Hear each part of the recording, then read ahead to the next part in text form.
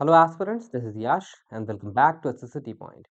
So what we are about to do in today's session, in the last session we concluded with past participle. I hope you remember too. So in today's session we have to know the difference. We have to get to know the difference between the present participle and past participles. Why? Because in the last session we completed both present and past participles. So एक छोटा सा difference है in both of them. So we have to understand what is the difference between these of two participles, and उसके बाद we are going to complete with having with the perfect participles, है ना? तो start करते हैं without wasting any time because we have to complete this participle as soon as possible so that we are able to reach tenses. चलिए start करते हैं guys. तो difference between present participle and past participle बहुत ही simple है, ठीक है. लेकिन आपको मतलब जो भी पार्टिसिपल शुरुआत में पढ़ता है, लाइक प्रेजेंट पार्टिसिपल पढ़ता है, पास्ट पार्टिसिपल पढ़ता है, that candidate must have that doubt कि भाई दोनों के बीच में डिफरेंस क्या है. Both of them are acting as an adjective also, है ना, कि भाई प्रेजेंट पार्टिसिपल भी एडजेक्टिव की तरह काम करता है और पास्ट पार्टिसिपल भी एडजेक्टिव की तरह काम करता है. So what are these examples which can differentiate them, both of them, है ना. तो वही उसके बारे में हमें जानना है. बहुत ही सिंपल है, दोनों एडजेक्टिव की तरह काम तो करते हैं लेकिन थोड़ा सा डिफरेंस होता है, like how they are modifying the particular noun, ठीक है. चलिए देखते हैं क्या डिफरेंस है. तो पहला हम प्रेजेंट पार्टिसिपल के बारे में बात करेंगे. As you can see present participle on the screen. The present participle is नहीं as an adjective is used to talk about the person. जो प्रेजेंट पार्टिसिपल होता है आपको पता है वो वर्ब के साथ आईएनजी फॉर्म है, ठीक है. वो किसी पर्सन के बारे में बता देगा आपको, थिंग के बारे में बता देगा, सिचुएशन के बारे में बता देगा. Which has caused the feeling. Caused the feeling इसका मतलब क्या हो गया कि भाई अगर आपको किसी चीज को देख के कुछ फीलिंग आती है तो वो प्रेजेंट पार्टिसिपल के कारण आ रही है, ठीक है.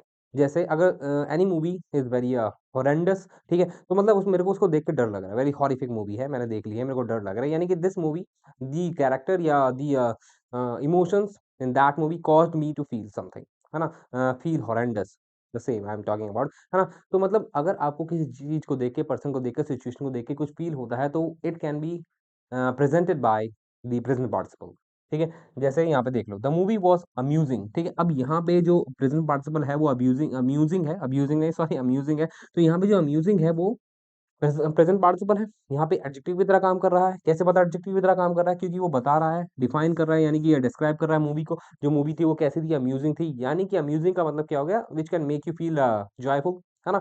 तो यानी कि वो मूवी कुछ ऐसी थी जिसने, जिन्होंने भी वो मूवी देखी उनको फील करा दिया अम्यूज्ड. अम्यूज मतलब खुश.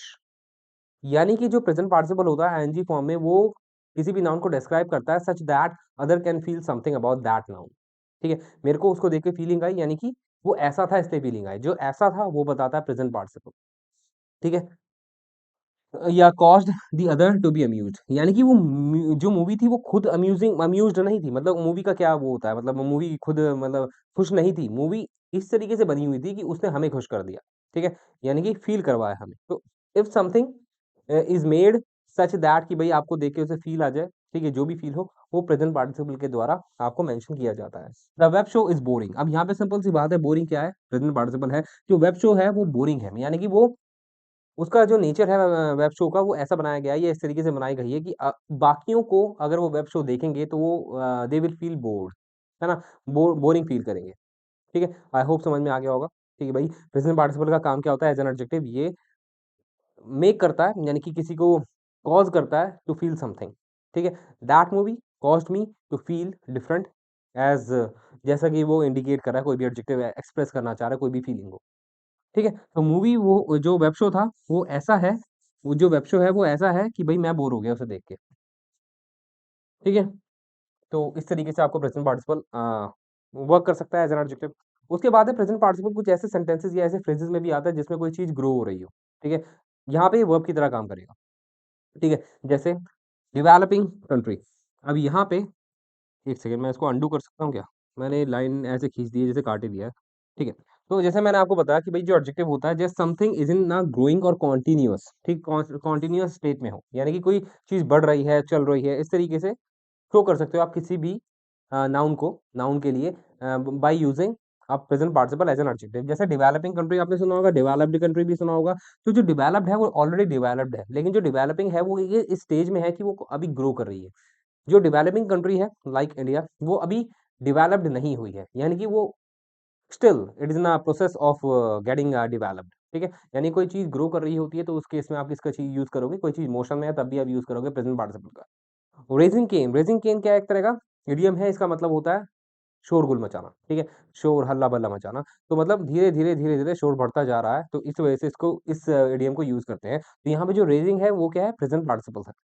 उसके बाद है राइजिंग प्राइसेज़, प्राइस धीरे-धीरे बढ़ रहे हैं, राइजिंग प्राइसेज़ मतलब बढ़ रहे हैं, महँगाई बढ़ रही है। तो यानी कि जो प्राइसेज़ हैं वो धीरे-धीरे अप हो रहे हैं। तो how it was presented expressed, it was expressed by the present participle rising with the by using the base form rise. है ना? राइज़ फॉर्म में आईएनजी लगा दिया, राइजिंग बन गया। तो यानी कि आप प्रेज़ेंट पार्टिसिपल से 2 काम कर सकते हो। पहला, आप कोई ऐसा किसी का स्टेट शो कर सकते हो, मतलब by which you can feel something, ठीक है? किसी का कैरेक्टर बता सकते हो, या एज़ एन एडजेक्टिव मैं बोल रहा हूँ। एडजेक्टिव को इस तरीके से करोगे that will make you feel like the adjective is, ठीक है? उसके बाद आप दूसरा कैसे यूज़ कर सकते हो present participle as an adjective, कि भाई कोई चीज़ ग्रो हो रही है, ठीक है? ग्रोइंग स्टेज में है, कंटीन्यूअस स्टेज में है, मोशन में है, तो आप किसका यूज़ कर सकते हो? प्रेज़ेंट पार्टिसिपल का। ठीक है, प्रेज़ेंट पार्टिसिपल में इतना ही है, उसके बाद past participle, this session will be not very longer, क्यों? This session will not be very longer, क्यों?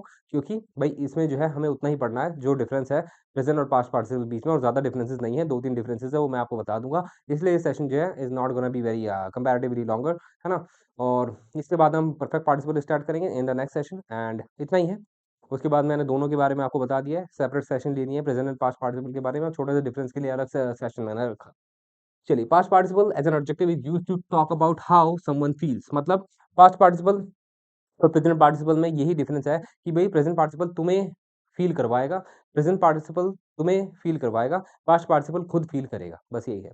प्रेज़ेंट पार्टिसिपल तुम्हें फ़ील करने में मजबूर करेगा, और पास्ट पार्टिसिपल उस नाउन को शो करेगा जो फ़ील खुद कैसा करता हो, ठीक है?